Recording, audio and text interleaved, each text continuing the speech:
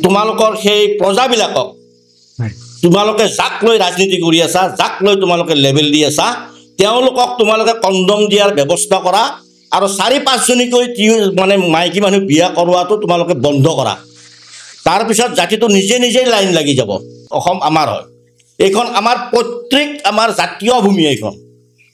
গতিকে ইয়াত খিলঞ্জীয়া মানুহৰ দপদপনি থাকিব আৰু তোমালোকৰ দপদপনি আমচুৰ ইয়াত নচলিব। কাৰণ এইকাৰণে নচলিব, আমাৰ হাতত তথ্য আছে তোমালোক বিদেশী বুলি।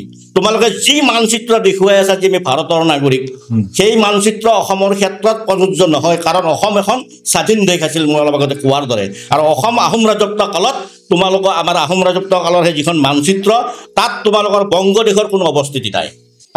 অসমীয়া জাতিৰ অস্তিত্ব মানে থাকিব, এইবিলাকে আমাৰ ভাষা গ্ৰহণ কৰিছে, এইবিলাকে আমাৰ সংস্কৃতি গ্ৰহণ কৰিছে, এইবিলাক নানানটা লেকচাৰ দি আছে কিছুমান বিৰোধী পাৰ্টীয়ে। আমাৰ কি ভাষা সংস্কৃতি তেওঁলোকে ৰক্ষা কৰিলে? তুমি জানা 2011 চনত যেতিয়া লোকপিয়ল হয়, তেতিয়া কলগেছিয়া আৰু বাঘবৰত 99% এই মিয়া মানুহে বেংগলী ভাষা লিখিছে আৰু 52% বেংগলী মানুহে তাৰমানে মিয়া মানুহে এই বেংগলী ভাষাটো লিখিছে লোকপিয়লত। গতিকে ভাষা কি ৰক্ষা কৰিব তোমালোকে?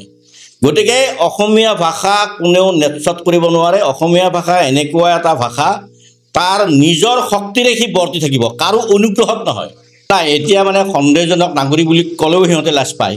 এতিয়া NRC টাইমত তেওঁলোকে চলে বলে কৌশলে কিছুমান 2 নম্বৰী কাগজ পত্ৰ যোগাৰ কৰি তেওঁলোকৰে গাঁওবুঢ়া, কিছুমান আমাৰো মানে জাতিদ্ৰোহী কিছুমান চাৰ্কল অফিচাৰ আছে বা কিছুমান চৰকাৰী বিষয়া আছে, যিকোনো প্ৰকাৰে তেওঁলোকে আমাৰ 40 লাখ মান বিদেশী মানে অবৈধ নাগৰিকক তেওঁলোকে ভাৰতীয় নাগৰিক কৰিলে। তেওঁলোকে এতিয়া বৰ্তমান তেওঁলোক ভাৰতীয় নাগৰিক, কিন্তু ভাৰতীয় নাগৰিক হ'ল বুলিয়ে তোমালোকে য'তেই ত'তে সৰ্বত্ৰই ভূমি বেদখল কৰি ফুৰিবা নেকি? বা ভূমি বেদখলটো সাংবিধানিক অধিকাৰ নেকি, নে নাগৰিকত্ব ভূমি বেদখল কৰাৰ লাইচেন্স? গতিকে আমাৰ কথা চিধা কথা আমাৰ। গতিকে আমি চৰকাৰক আহ্বান জনাইছোঁ, অসমৰ ভূমিৰ পৰা এইবিলাক ভাৰতীয় নাগৰিক হ'লেও হ'ল 2 নম্বৰী ভাৰতীয় নাগৰিক, তেওঁলোকক উচ্ছেদ কৰিব লাগে। আৰু উচ্ছেদ কৰাৰ স্থলত চৰকাৰে কিন্তু এনে উচ্ছেদ কৰি সেই ঠাইবোৰত কিন্তু এনে বহাই থ'লে নহ'ব। সেই ঠাইবোৰত কিবা আঁচনি গ্ৰহণ কৰিব লাগে চৰকাৰে। আৰু যদি গ্ৰহণ নকৰে সেই ঠাইবোৰত আকৌ তেওঁলোকে দখল কৰিব।